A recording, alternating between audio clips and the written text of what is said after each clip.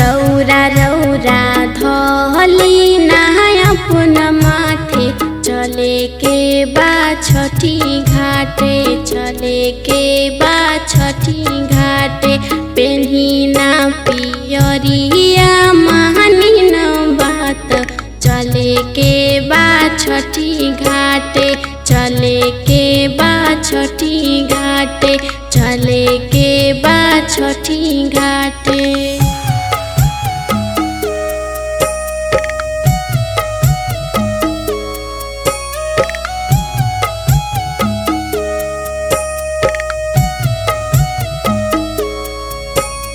Kamlesh recording studio Mohammadpur.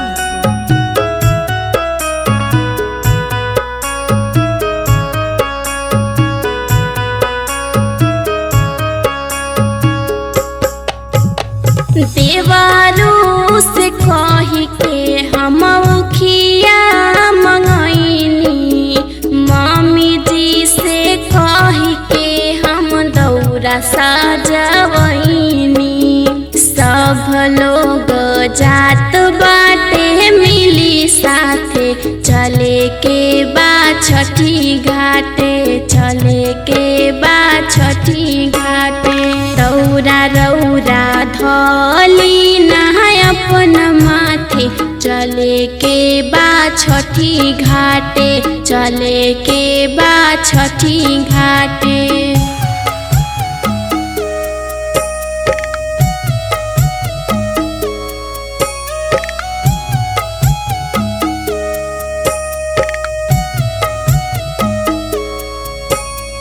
Kamlesh recording studio Mohammadpur.